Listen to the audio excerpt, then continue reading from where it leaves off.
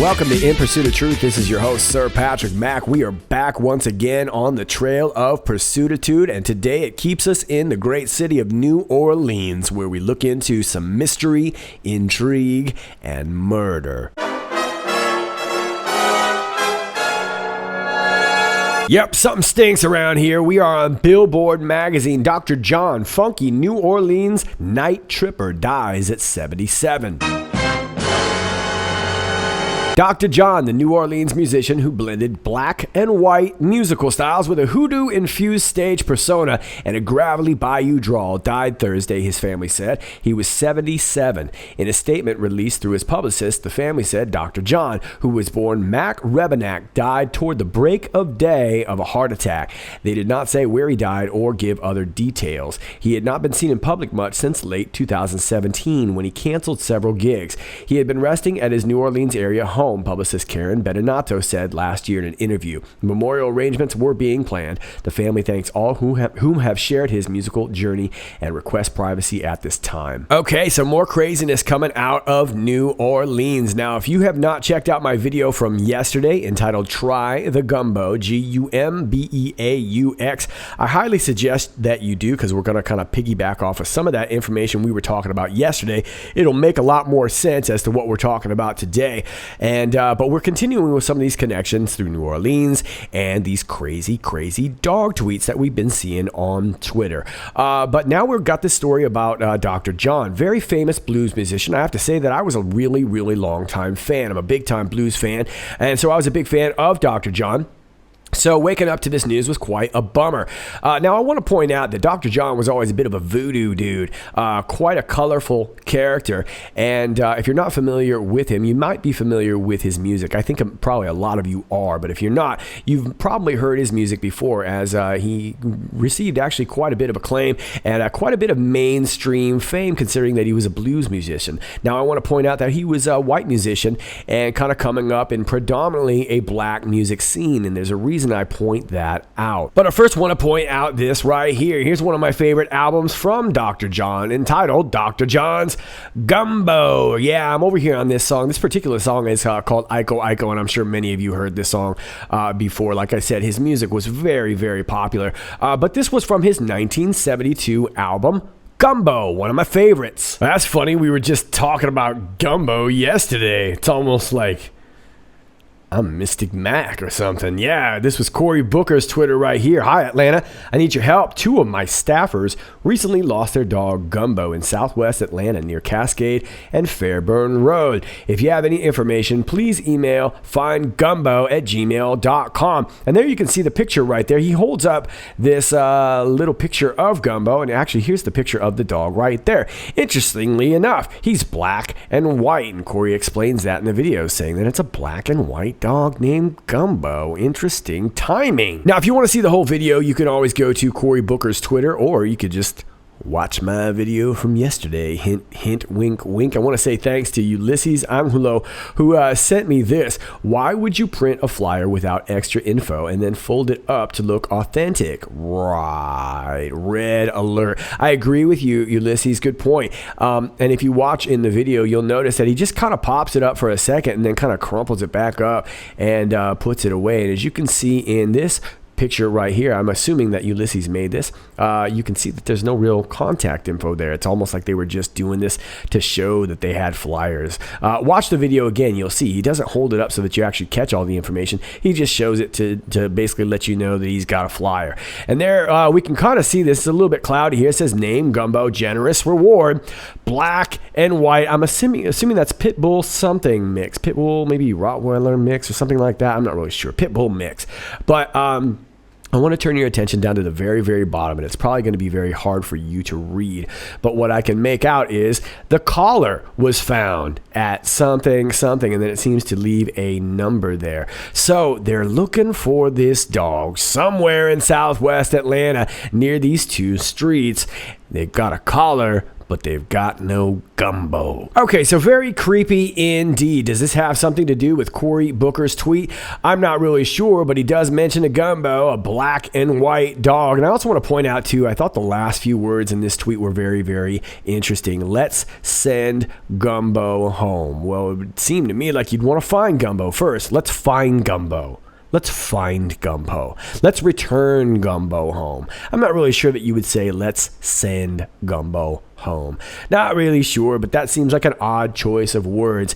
And of course, when I saw this in the headlines today about Dr. John, I couldn't help but think about the Gumbeaux album, like I just pointed out. So was this some sort of call out? I'm not really sure. I also want to point out too, in 1992, Dr. John had an album called Returning to New Orleans.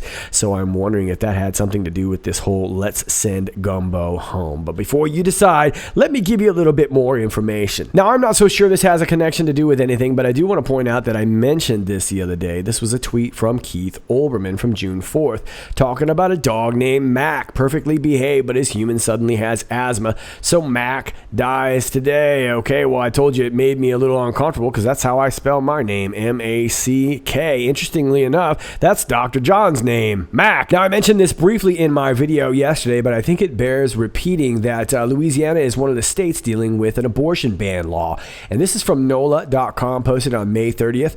Governor John Bel Edwards signs abortion ban into law. And this is a Democratic governor. Louisiana's Democratic governor signed a ban on abortion as early as 6 weeks of pregnancy Thursday, a move that puts him squarely in line with the leaders of other conservative southern states while provoking anger from members of his own party. With his signature, Governor John Bel Edwards made Louisiana the fifth state to enact a law prohibiting abortion when a fetal heartbeat is detected, joining Mississippi, Kentucky, Ohio, and Georgia. Alabama's gone further, outlawing virtually all abortions. Okay, so this guy is a Democrat, but he considers himself a conservative Democrat, meaning essentially that he is pro-life and pro-guns. So very, very interesting that this happens to be going on. And of course, anybody who knows who's been following any kind of local politics lately, that there's been a few states moving for this abortion ban. And of course, that is drawing a bunch of ire from Hollywood and the Democrats. Now, I want to take you over to his site. He's got himself a little pack right here. Governor Edwards working for you. Triumphs and efforts protecting local government. Equal pay for equal work. Awesome. Just want to point out that it's called the Gumbeaux Pack. I know, right? Probably all just coincidental, and I'm sure all these deaths were coincidental too. I'm going to cover this through a thread here from Corey Lynn over at Corey's Digs on Twitter. If you're not following her on Twitter, she does some great work at Coreys Digs on Twitter. She does great stuff, and I just want to cover her thread here because we've got a couple of different interesting stories here. Now, this first one we talked about yesterday.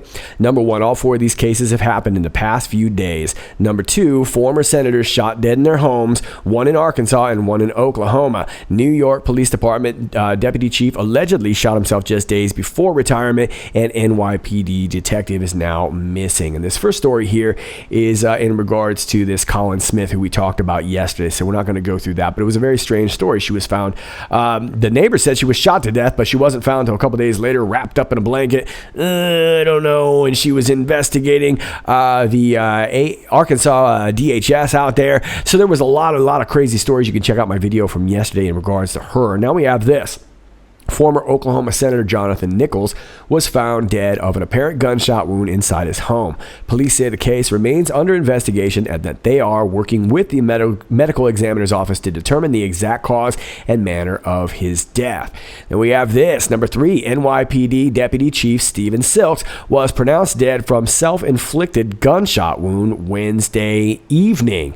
And now we've got this here too. Urgent search underway after veteran NYPD detective vanishes.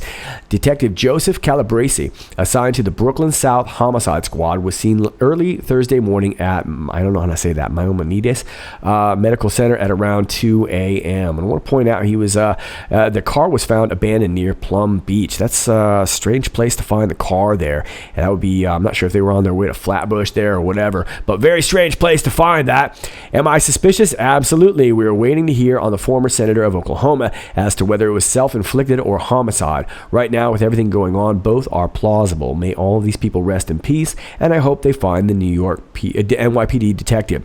Body of missing NYPD detective Joe Calabrese found at Brooklyn Beach, like I just said. And that was an update right there. And then here is a tweet from Tracy Beans just clarifying the different boroughs of New York.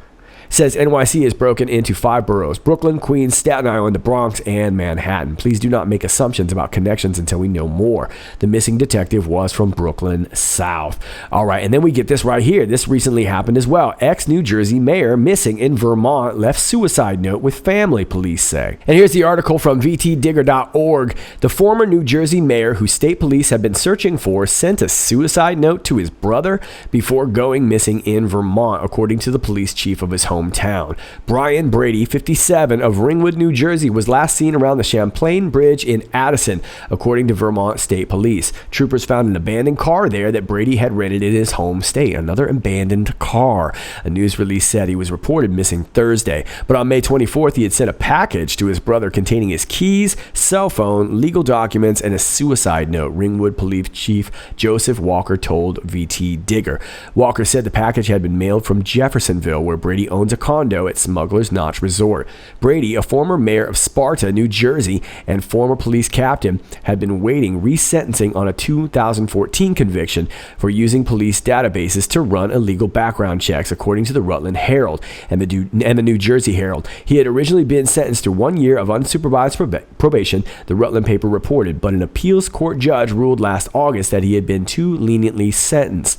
Brady was then the 3rd highest ranking officer of the New Jersey Human Services Police, the New Jersey paper reported. Ringwood Police responded to a call for a welfare check at Brady's apartment there just before noon on Thursday, Walker said. Officers didn't find Brady but saw nothing out of the ordinary, the chief said. Later that day, Brady's brother called police about the package, which he had received on May 28th, Walker said. Its contents indicated that Brady might have been headed towards a wooded area near his apartment, but officers found nothing there either, Walker said. And finally, let me leave you with this from the NewYorkPost.com. Man reportedly busted for Times Square bomb plot. A man plotting to detonate explosives in Times Square was busted by federal authorities in a sting operation, a report said Thursday. The suspect, who was not identified, was trying to get his hands on explosives to use in Times Square, CBS 2 reported Friday morning. Police and FBI agents got wind of it and set up the sting to catch him when he went to go buy the weapons, and he was taken into custody by the Joint Terrorism Task Force. The suspect appeared to be acting alone and not part of a larger threat, according to the report. The suspect is set to appear in federal court in Brooklyn on Friday. Okay, so another crisis averted. Now, I can't exactly puff up my chest and call myself Mystic Mac on this one because I didn't state this publicly, but I have to say this was a little bit on my radar, and I'll explain to you why. It stems from this Donald Trump tweet from the 5th, the other day. A big and beautiful day today, and I retweeted this for those of you who follow me on Twitter.